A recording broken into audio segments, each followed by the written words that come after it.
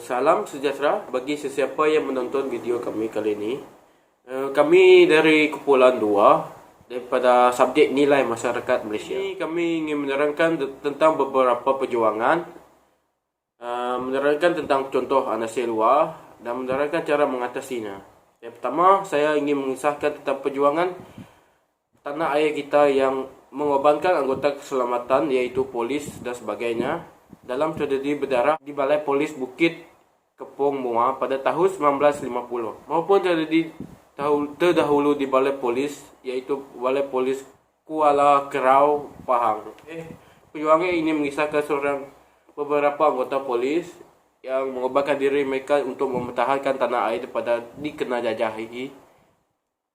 Masa tu mereka melakukan pertahanan di Balai Polis sehingga mereka menitikkan darah mereka demi menjaga keselamatan Malaysia yang tercinta dan telah dimerdekakan oleh Perdana Menteri kita yang pertama. Contoh anasir luar yang saya terangkan adalah rakyat tempatan terlalu obses dengan kumpulan artis luar seperti yang sangat hangat pada zaman ini, iaitu kumpulan daripada Korea iaitu BTS, dengan lalai dan mengabaikan perjuangan para pejuang yang sanggup bertumpah darah demi menyelamatkan negara yang dijajahi oleh orang lain. Dengan ini, ramai remaja menganggap perjuangan tersebut adalah perkara yang remeh kerana mereka telah terlalai dan tertapsub dengan artis-artis yang luar, mengakibatkan mereka berpendek akal untuk mengingatkan perjuangan-perjuangan yang dahulu. Ramai zaman kini remaja telah terlupa dengan subjek mata pelajaran sejarah yang mengisahkan tentang perjuangan-perjuangan pada zaman dahulu. Dengan cara mengatasi tersebut, rakyat tempatan haruslah diberi kesedaran sama ada melalui media sosial ataupun ajaran daripada sekolah bagi remaja-remaja zaman sekarang bahawa tokoh-tokoh tanah air perjuangan yang bertungkus lumus apabila bertumpah darah demi menyelamatkan negara dari dijajahi orang luar. Dengan melalui ajaran sekolah itu menerapkan pendidikan sejarah kepada murid-murid, kepada pelajar agar mereka mengingati perjuangan-perjuangan ada pada Malaysia. Dengan ini ianya harus diingati selalu agar tidak ditelan zaman kerana peristiwa asal usul kediaman negara dijajahi oleh orang luar. Seterusnya, pada abad ke-20 dahulu terdapat banyak pejuang-pejuang tanah air kita telah berjuang demi membebaskan negara kita daripada penjajahan luar. Antaranya ialah Lieutenant Adnan, seperti mana yang kita tahu pada ketika itu beliau dengan kekuatan tenteranya iaitu 42 orang platoon dari askar regimen Melayu bersama-sama beliau untuk mempertahankan negara dari penjajahan Jepun di Bukit Candu, Singapura. Pada era generasi alfa ini pula, ramai remaja yang sudah terbiasa dengan teknologi dan gadget yang canggih. Dan dengan ini juga secara tidak langsung akan mendorong kepada penjajahan di alam maya. Sebagai contoh ialah penggodam atau lebih dikenali sebagai hacker. Seperti mana yang kita tahu, hacker ini adalah seorang yang pakar dalam bidang IT dan teknologi, dan mereka juga mampu mengetahui maklumat peribadi seseorang itu dengan menggunakan gadget-gadget yang canggih. Dan hacker ini juga amat berbahaya jika mereka dapat menggodam sistem-sistem penting seperti sistem pertahanan negara. Jika mereka mampu menggodam sistem pertahanan keselamatan negara tersebut, maka keselamatan negara tersebut berada di dalam keadaan yang terancam. Jadi amat bahayalah para hacker ini. Seterusnya ialah dari segi laman web. Seperti mana yang kita tahu, terdapat banyak laman web yang tidak rasmi seperti ialah dark web. Seperti yang kita tahu, dark web ini ialah satu platform yang amat sukar untuk dilayari oleh orang yang kurang pakar dalam bidang IT seperti saya. Kerana dark web ini memerlukan pengesahan yang amat terperinci. Dan dark web ini juga mampu mengundang para hacker seperti yang saya kata tadi. Dark web ini mampu mengundang hacker dan amat bahaya lah. Jika salah satunya kita dapat melayari laman web yang tidak diiktiraf ini, maka seseorang itu akan berada dalam bahaya lah.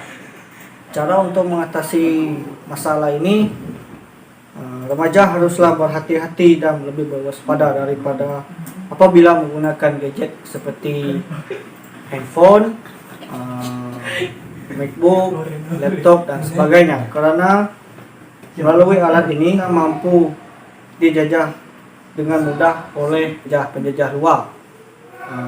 Dari itu maka berhati-hatilah supaya keselamatan dan keamanan negara kita berada di keadaan yang aman, damai dan sentosa. Seterusnya, terdapat banyak perjuangan yang dilakukan oleh pejuang-pejuang negara kita. Contohnya pejuang kita ialah Rentap, Dato' Bahaman, Rosai dan sebagainya. Mereka memperjuangkan diri mereka untuk keamanan negara kita. Contoh anasi luar, masyarakat kini kurang pengetahuan dan berminat akan sejarah-sejarah pejuang patriotik negara kita. Namun mereka lebih berminat akan hal-hal lain yang datangnya dari negara luar, seperti tren-tren sekarang yang menggunakan aplikasi dan sebagainya, membuatkan masyarakat senang terpengaruh dengan hal-hal yang lain daripada sejarah negara kita. Selain itu, cara untuk mengatasi hal ini dan memperluaskan pengetahuan masyarakat akan sejarah pejuang politik kita. Kita haruslah berusaha menarik minat masyarakat. Sebagai contoh, menarik minat mereka dengan menceritakan perjuangan mereka di sebarang platform media sosial. Juga mensertakan animasi yang sesuai untuk menarik lagi minat tersebut. Seterusnya, kanak-kanak juga akan tertarik dengan cerita perjuangan ini dengan mengingatinya sampai ke hari tua. Terdapat ramai kisah pejuang tanah air kita yang sanggup berkorban untuk menjaga keamanan negara daripada jajahan kuasa luar. Salah satunya pejuang ini berasal daripada negeri Sarawak, iaitu Temenggong Datuk Kanang Anak Langkau. Beliau memperjuangkan dirinya yang hampir menemui ajas masa menjejaki musuh di Sungai Perak pada tahun 1980. Contoh anasi luar, masyarakat kini mudah terpercaya dengan perkara yang diviralkan menerusi media sosial seperti FB, Instagram, WhatsApp dan lain-lain sumber yang menyebabkan ketenteraman terganggu. Sikap ingin tahu dan keprihatinan rakyat ini menyebabkan mereka mudah terpedaya tanpa sedar dan menyokong golongan peganas dan berlakunya kemasukan penjajahan secara senyap melalui rakyat yang terpengaruh dengan dakwah atau fahaman sesat. Cara mengatasi anasi luar ini, masyarakat haruslah bertanggungjawab menjaga keamanan dan kedaulatan negara dengan memastikan setiap anak-anak perlu mendapat pendidikan, ilmu, pengetahuan dan juga bimbingan yang secukupnya.